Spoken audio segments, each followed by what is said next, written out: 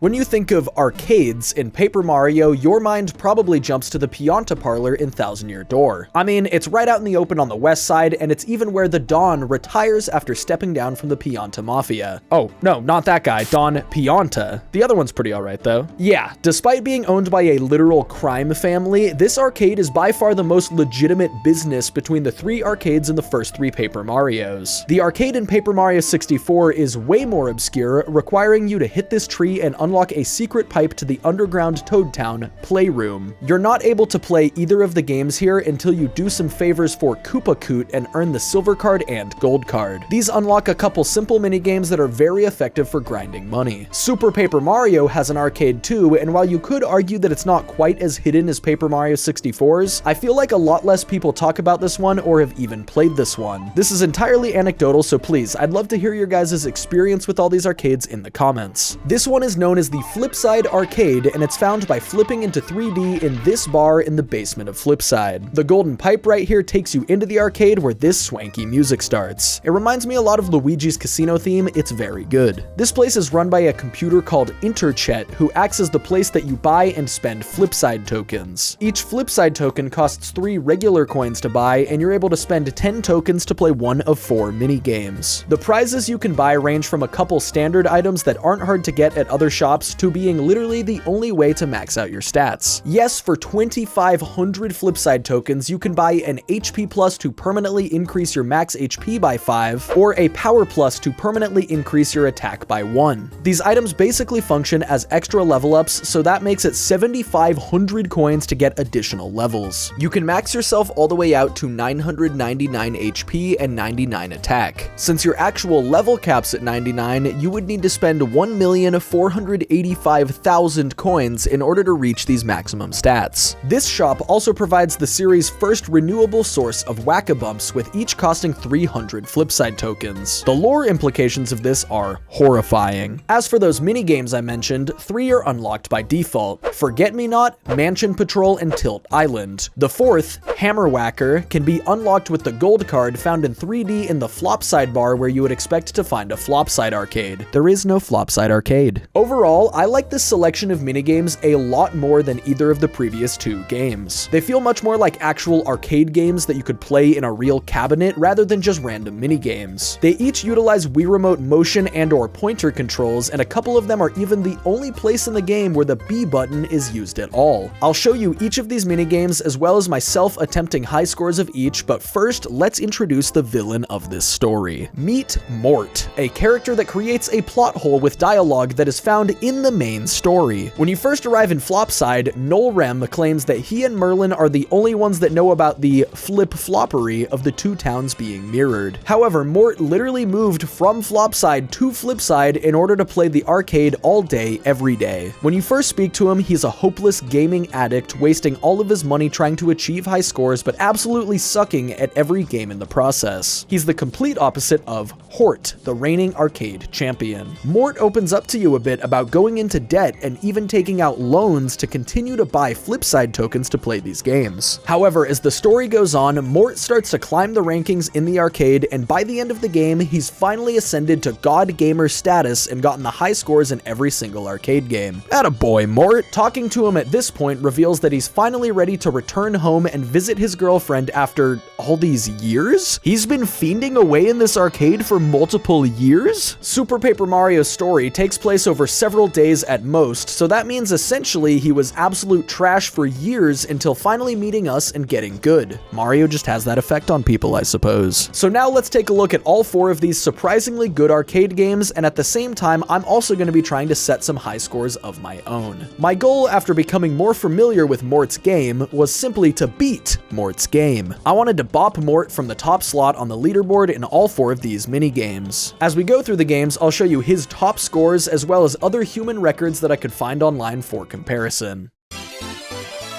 The first game on the list is called Forget Me Not, and it's exactly what it sounds like. A memory game. I mean, I think that's what it sounds like. The concept for this one is very simple. A bunch of cards spawn at the start of the match, and then they flip over, and you need to match all of them into pairs. Each round gives you 3 strikes before you're out, and there are some power-ups that spawn randomly to help you. Mushrooms will restore one of your strikes, and stars will temporarily flip every card back over. The game ends after 30 rounds, so there's definitely a finite maximum score you can get in this one. Mort's high score is 900,000, and all the high scores I could find online were only a little bit over 1 million. Now, I'm not gonna lie, I'm really stupid. Multitasking a memory game and streaming makes me only okay at either of those things. Out of the 4 games, I didn't grind this one too much, so I didn't end up beating Mort. That's why for this game, offline Bringle is gonna take the wheel. All right, so here I am recording Forget Me Not because I was absolutely terrible at it on stream. It's been a long time since I've done like an offline recording like this where I'm like recording gameplay and playing offline.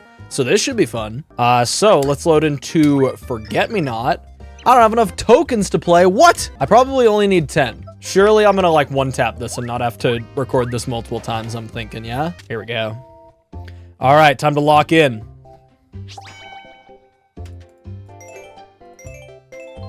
The fact that I have a mouse on my screen, that's purely a coincidence. Ignore that. Yeah, no, this is as intended. I'm actually using the Nintendo Wii official mouse accessory.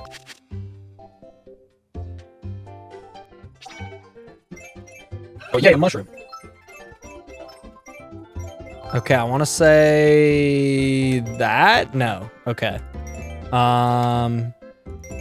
The next ones are there. This game is so forgiving. It's a lot easier when I'm not streaming and also trying to read chat. My cat is meowing in the background. Hello, Soup.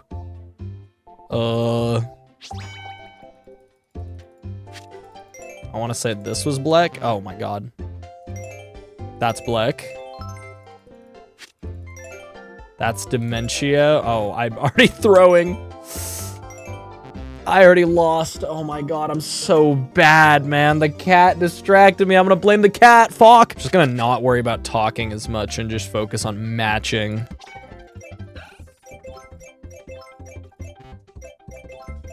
Easy round 2. Stupid. Stupid. Wait. I'm so bad, man. I'm so bad.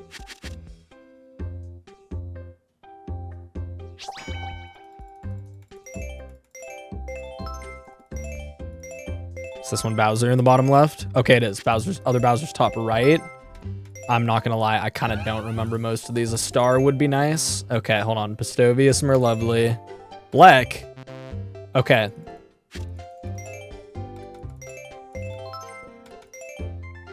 They just swapped, right? Oh my god! Chunks, Peaches, Marios.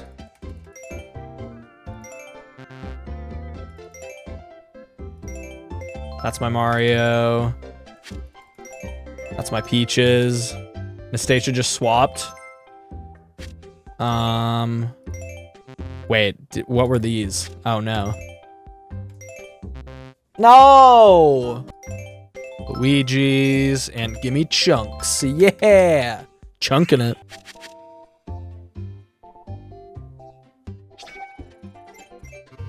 Am I fucking stupid? I think I'm actually stupid. I'm so bad, man. I cannot do this, like, genuinely. Okay, you know what? I think it's time for a slightly real Bringle moment. I've been talking about this a little bit on stream and in my Discord server a little bit. I'm like 95% sure at this moment in time that I am suffering from at least moderate sleep apnea. So I'm just gonna blame that for my terrible short-term memory here. I'm doing a sleep study in a few days, so if that goes well, or I guess not well, and I get like a CPAP machine or whatever, I'm gonna use this minigame to test my newly improved cognitive function afterwards. So I'm gonna like shelve this one, and I'm gonna beat this like on stream at a later date. I've been trying for like an hour now. I cannot like get even close to Mort's score. And I'm gonna let the video keep going. I swear I beat all the other ones. I guess that's a spoiler. Another super fun fact about this particular minigame. It was cut down into a kind of crappy Flash game used to promote Super Paper Mario around the time of its release. I'm O-Chunks. Think you're chunky enough to challenge me to a game of concentration? So yeah, you're playing against O-Chunks to see who can score more points by making matches out of cards of various SPM characters. Different characters are worth different amounts of points, and some of them will pop up on your screen with a marketing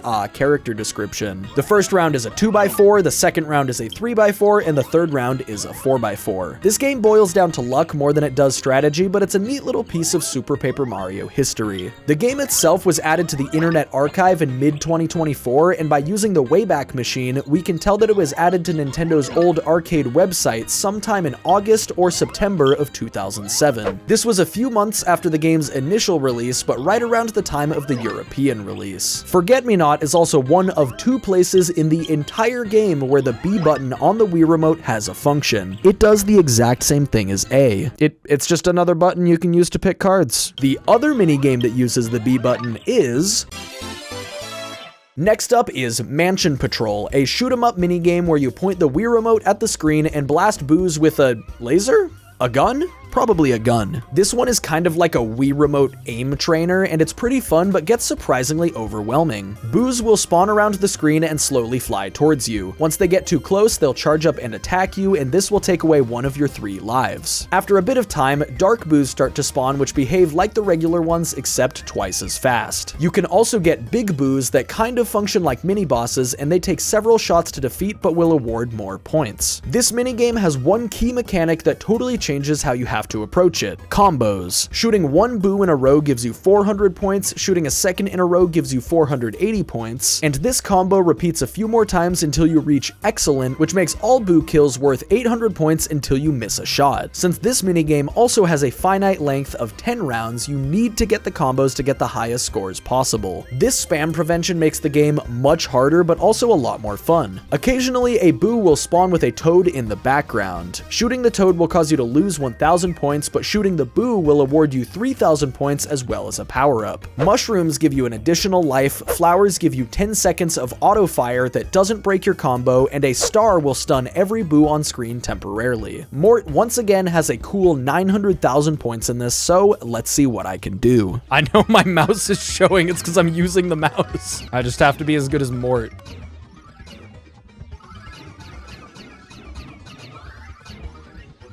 You can't, even though I have a mouse, you still can't spam back and forth too much because it'll miss hits. You guys think that Mort uses performance-enhancing drugs? You think that's how he got 900,000 in this? Yeah, even with the cursor being out of sync, it is still not difficult.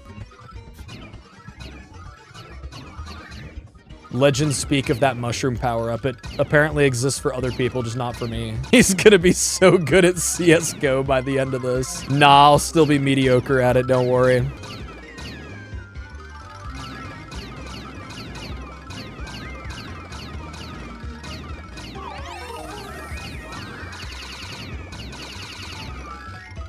Dude, it's so easy with mouse controls. Oh yeah, actually, I plugged in my Mario Paint mouse into my Wii. Believe it or not, it's fully supported from the factory, yep.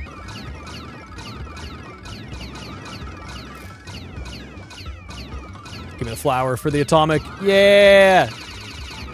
The flower destroys the atomic boost. So good. Yeah. Yeah. Oh my god, that dark boo almost got me. This is the, like, crazy atomic boo round.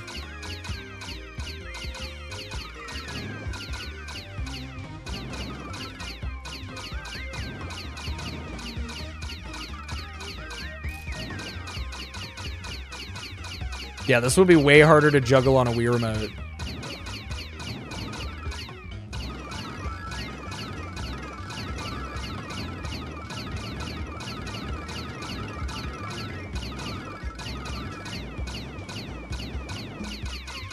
Dude, it's so easy with mouse.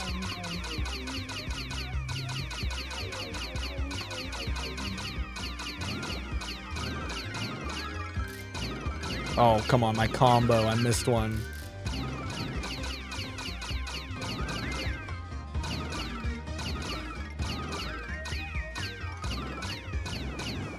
Nice. Give me the flower. Yeah. Oh my god, we got the extra life. Let's go. Oh, I missed a couple hits there. Oh no, I got hit by the regular boo. Our bonus life. Oh, what? I clicked that guy.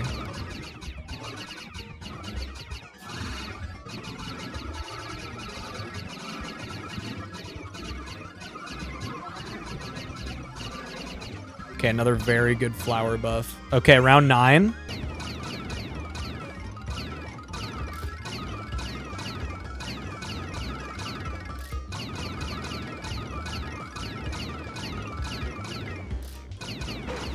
I knew I was gonna get damaged by that guy.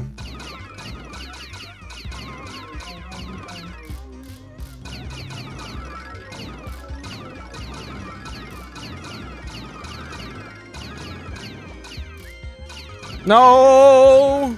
Click him!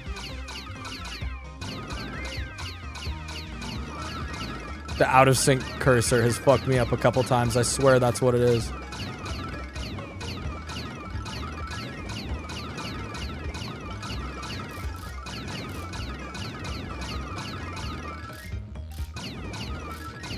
We're cooked. We're cooked. I beat Mort. Okay, if that was in sync, GG easy, I make it to round 10. Oh yeah, I never mentioned Mansion Patrol's use of the B button. Just like Forget-Me-Not, it is also an alternative to the A button. That's it. Super Paper Mario hates the B button. At the risk of getting ahead of myself here, Tilt Island is the fucking GOAT. This is the best one. Like the name suggests, you tilt your Wii Remote to move your character around this little island, and you have to avoid a bunch of shit falling from the sky. However, amongst this garbage, there are also things that are good. Peachy Peaches are worth 4,000 points, Mango Juice is worth 5,000 points, and Fruit Parfaits are worth 7,000 points. The 3 power-ups from the last game appear again here. The Mushroom gives you an extra life once again, the Flower gives you a temporary spin that makes you invincible and gives you points if you ram into enemies, and the Star will instantly clear the enemies off your screen and reward you points for each of them. This game caps out at 20 rounds, but like Mansion Patrol, you're able to optimize your score to a very high degree. If all the fruits you collect during a round are the same type as each other, you'll get the points you earned from them doubled. That plus stalling and earning more points with Flower and Star power-ups allows you to get much further than the in-game leaderboard might suggest. I'm not gonna lie, you would expect the tilt controls to kinda suck in this, but they actually work very well. The sensitivity and acceleration of your character are very good, but speaking of character, this is actually the only minigame in the arcade where some characters are objectively better than others. Entering the game as Mario or Luigi is fine, but Peach and Bowser retain their same larger hitboxes and slower walking speed that they have in the rest of the game. In other words, they chunky. They may just be able to beat O'Chunks in a game of concentration. Bowser especially makes this game like 30 times harder. Do not use him, I do not recommend it. I did quite a few rounds of this one on stream, so I'll just show you my best one. Like, should I just farm flowers instead of getting fruits? Like maybe we do parfaits on the early rounds and just farm flowers. And then we switch to juice on the subsequent rounds. I think that's probably the way to go. Yeah, we'll take that. Because the early rounds, everything's nice and slow and chill. And luckily, Luigi doesn't have slippery physics during this, because that would be awful. If he had slippery physics, this would be the worst minigame ever made. Oh my god, what? It's blessing me.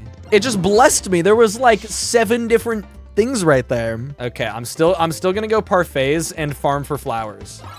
So these are just free points. You even get 3,000 for picking the thing up. I got like no enemy spawns during that, but we can refresh.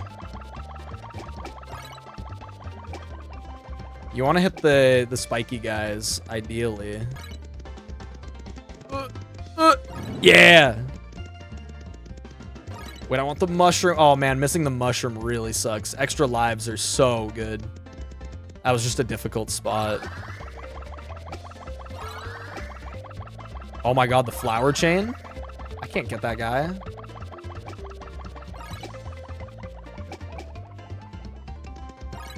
Oh, I wanted the flower and the parfait, but nope.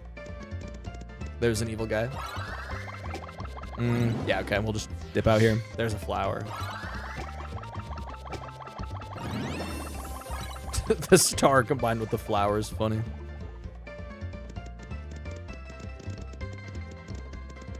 The Spinies already start to fall really fast on round 4.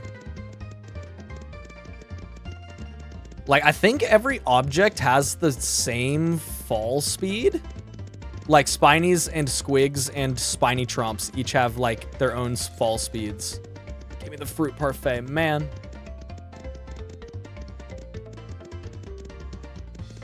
I should have gone for the flower there and dragged this round out more. Yo, what's up, Loon? Yeah, we're gonna try Bowser next round of this.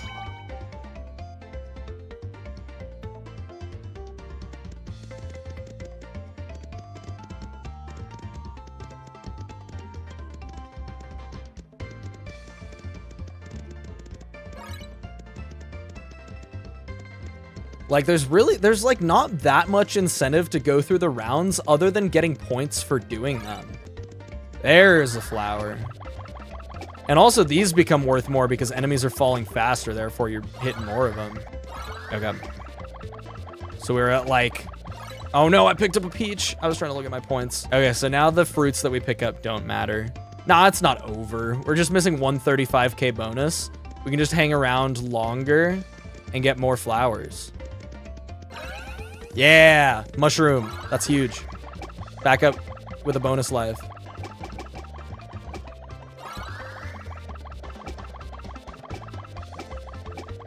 Like, is there any reason that I really want to progress this round? I don't think so. Like, I'm gonna probably wait till it happens by accident. I swear the power-ups get more rare as we go on. Nice squeeze. Uh-huh. Like, we haven't seen one in forever. Should I just finish the round?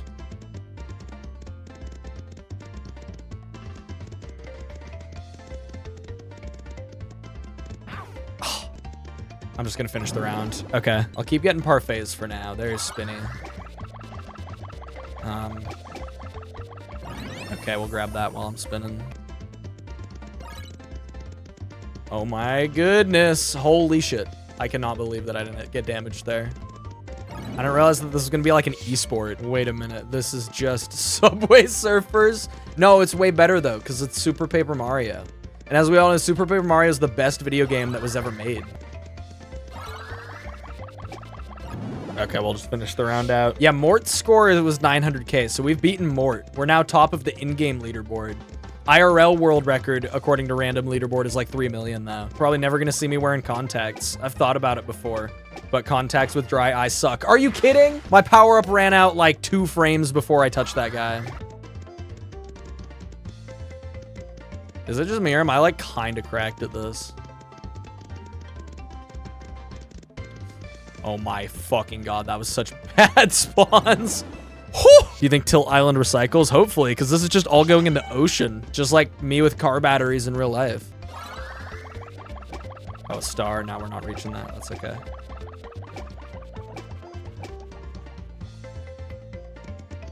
That parfait is risky. It's not worth going for parfaits on the edge of the map either. The edge of the map's too dangerous because you have less options. And just traveling that far is bad. It's better to stay in place. Oh my god, I almost just died while I was like scratching my nose there. That would have been really cool. Oh man, what a spawn. That was a good run. That was a good run. I know it's like not close to the top of the leaderboard. That was pretty decent though. And finally, the 4th minigame that you unlock with the hidden gold card, Hammer Whacker. This one trades blows with Forget-Me-Not for being the most meh of the 4, but it's a reasonably fun reaction time test. This Koopa striker will kick shells towards you, and you need to hit them back by swinging the Wii Remote. The closer you let the shell get to you, the more points you will earn. A nice rating is worth 7,000 points on the low end, and an excellent is worth 15,000. You only have 3 lives with no way to get them back, so going for excellence can be a bit risky. There's 100 rounds in this minigame since the rounds are really short, and the maximum score you can get depends heavily on how consistently you can hit excellence. This one really is dead simple, so just enjoy a few minutes of me chunking the Wii Remote and hitting a lot of shells. Okay, so there's also a thing with this one where the closer the shell is to you, the more points you get for hammering it, but it's literally just motion control reaction time. So like nice is the most minimum one. Yeah, we're cudging it right now. Nice is the minimum points you can get. And then sometimes he'll do 2. Those were both just nice. I swear you can get more points. You can get up to excellent, which is 15K. I think so. It's just really risky to try to time them like that. Okay, that was a good. It's worth 8K. Okay, those are 2 goods. He still hasn't done more than 2 yet. Okay, we got a great there. I should not be trying to get more points, though. This reminds me of, like, Birds and Beans. You guys remember Birds and Beans? I got it on the DSi shop, and I played the shit out of Birds and Beans. 4. Oh, damn it. I accidentally hit my voiceover microphone. I know this minigame has, like, no variety. It's all the exact same thing. Is that my first wonderful? Because it happened really early and I almost missed it. Yeah, 12K. Nice.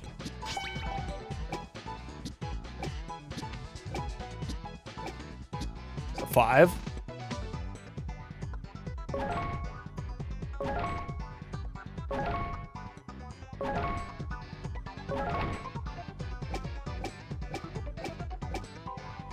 $1 million! Round 69, let's go. Give me 5. Oh, only 2 on 69. I hit an excellent because it was so fucking quick. We finally hit an excellent. Yeah, as long as you play it safe, this is just a test of patience. Wait, so does the game end at 100? So you like have to get excellence like the whole way? Oh, so this might be a huge waste of time then. We're only 23 away. Sunk cost fallacy. 3, 4, big 5.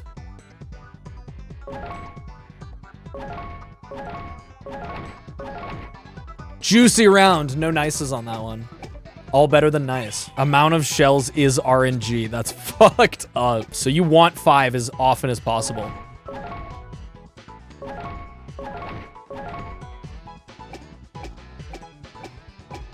Good round. Yeah, we got another excellent also.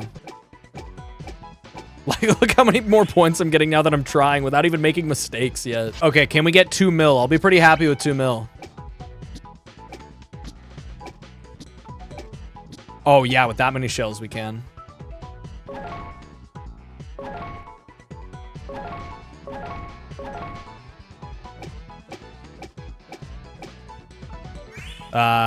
Ooh, no, I don't think we can. Unless 100 also counts.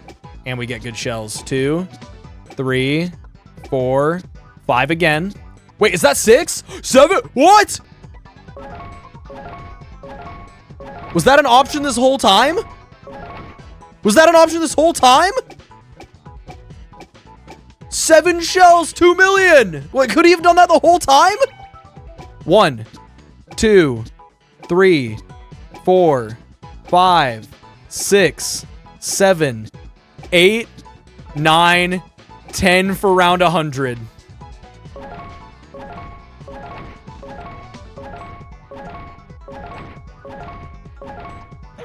No!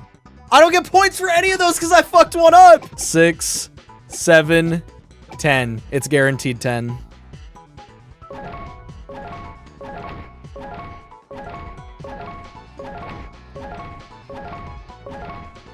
Okay, I just wanted to hit them all there.